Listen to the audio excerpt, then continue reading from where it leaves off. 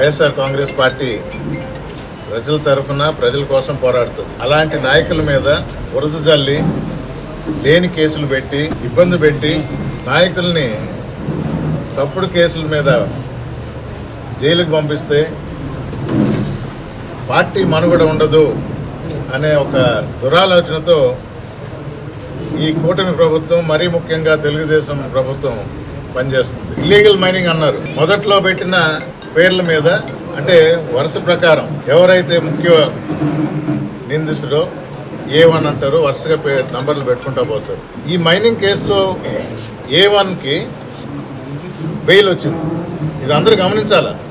ఆంధ్ర రాష్ట్రంలోనే చాలా మందికి తెలియదు.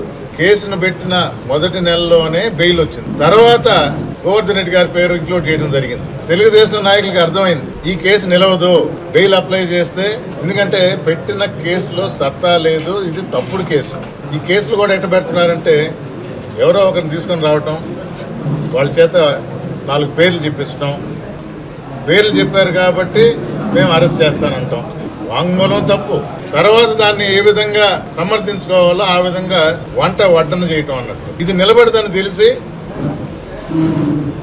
మైనింగ్ కేసు నిలబడదని తెలిసి ST/SC కేసు పెట్టడం జరిగింది. వేరేగా ఎందుకు పెట్టారు? మైనింగ్కి లింక్ ఉండేది, పక్కన ప్రజలకు ఇబ్బంది అయింది అని చెప్పినప్పుడు, లాస్టింగ్ అన్నప్పుడు అదొక కేసు ఒకటి పెట్టారు. అంటే అసలు మైనింగ్ అని వార్తల్లో చెప్పిన కేసు నిలబడదు అని అదనంగా వేరే కేసులు, అవి కూడా నిలబడవు, తప్పుడు కేసులు పెట్టడం జరిగింది గోవర్ధన్ రెడ్డి గారి మీద. నెల్లూరు జిల్లాలో వైఎస్ఆర్ కాంగ్రెస్ పార్టీ నాయకులు అందరం కూడా ప్రెస్ ద్వారా తెలియజేశాం, ఈ విధంగా తప్పుడు కేసులు పెడుతున్నారు అని. నిన్న అదుపులోకి తీసుకున్నామా అన్నారు. ప్రెస్కి ఒక స్టేట్మెంట్ ఇవ్వాలి. ఎక్కడున్నారో తెలియదు. గూడూరు కోర్టులో జడ్జి గారు లీవ్ మీద ఉన్నారని చెప్పి వెంకటగిరి కోర్టుకు తీసుకురావాలన్నారు. 4 గంటలకి హాస్పిటల్ విజిట్ అయిపోయిందే అన్నారు. కాలయాపన ఎందుకు చేస్తున్నారు? కొత్తవి సృష్టించడం, ఇంకొన్ని లేని ఆరోపణలు, సంతకాలు తీసుకోవటం. ఈ ప్రభుత్వం ఈ రెడ్ బుక్ పాలన అన్నారే, అది పరాకాష్ఠకు చేరుతుంది. ఎంత అరాచకం అంటే వైఎస్ఆర్ కాంగ్రెస్ పార్టీ తరఫున ఈరోజు సైదాపురంలో ఇల్లీగల్ మైనింగ్ జరుగుతుంది, బ్లాస్టింగ్ జరుగుతుంది. అక్కడ ప్రజలు భయభ్రాంతులు లోనై ఉన్నారు. వీడియోలు, ఫోటోలు జియో ట్యాగ్ చేసి మరీ కలెక్టర్ గారికి ఇచ్చాం, SP గారికి ఇచ్చాం. మొన్న ఢిల్లీకి వెళ్ళి, అంటే ఇప్పుడు ఇది మేజర్ మినరల్ అయింది కాబట్టి ఢిల్లీకి వెళ్ళి మైనింగ్ సెక్రటరీ గారికి ఇవ్వడం జరిగింది, ప్రూఫ్తో సహా. ఎవరో మాటలు చెప్పడం కాదు, జియో ట్యాగ్ చేసిన వీడియోలు, ఫోటోలు చూపించి మరి ఆరోపణల మీద గోవర్ధన్ రెడ్డి గారిని అరెస్ట్ చేస్తారు. ఈరోజు జరుగుతున్న వాస్తవాలు తెలియజేస్తే పట్టించుకోవటం లేదు. ఆంధ్ర రాష్ట్ర ప్రజలందరూ చూస్తూ ఉన్నారు, గమనిస్తున్నారు. మా మీద, మా నాయకుల మీద, మా క్యాడర్ మీద ఇలాంటి తప్పుడు కేసులు ఎన్నో పెడతా ఉండరు, ఇబ్బందులు చేస్తూ ఉండరు. తెలుగుదేశం ప్రభుత్వం తగిన మూల్యం చెల్లించుకోక తప్పదు. సంతకాలు పెట్టమని ఆఫీసర్లు వెనకడిగేస్తారు. ప్రతి దానికి మాకు రుజువులు ఉన్నాయి. మీ ద్వారానే తెలియజేస్తాం ప్రజలకి. ఎవరి మీద తప్పుడు కేసులు పెట్టినా వైఎస్ఆర్ కాంగ్రెస్ పార్టీ ప్రజల తరఫున పోరాడే ఈ పార్టీ ఇప్పటికీ నిలబడే ఉంటుంది.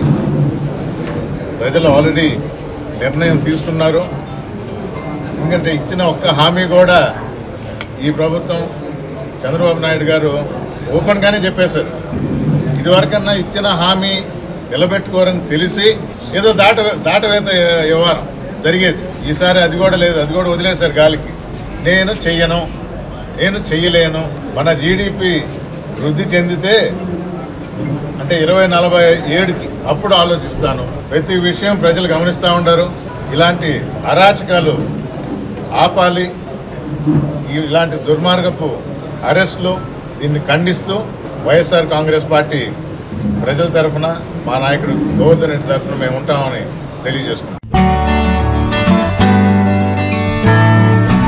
వెంకటగిరిలోని మన చైత్ర హాస్పిటల్ నందు అత్యాధునిక వైద్య పరికరాలతో చిన్నపిల్లలకు మెరుగైన వైద్య సేవలు, పెద్దలకు థైరాయిడ్, అధిక రక్తపోటు, మధుమేహం, విష జ్వరాలు, సాధారణ ఆడవారి సమస్యలకు ఆధునిక వైద్యం అందుబాటులో కలదు.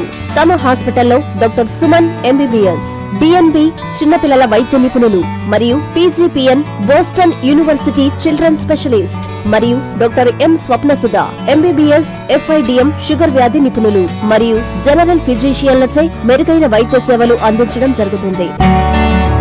చైత్ర హాస్పిటల్, ఎంఆర్ఓ ఆఫీసు ఎదురు, కాశీపేట, వెంకటగిరి పట్టణం, తిరుపతి జిల్లా.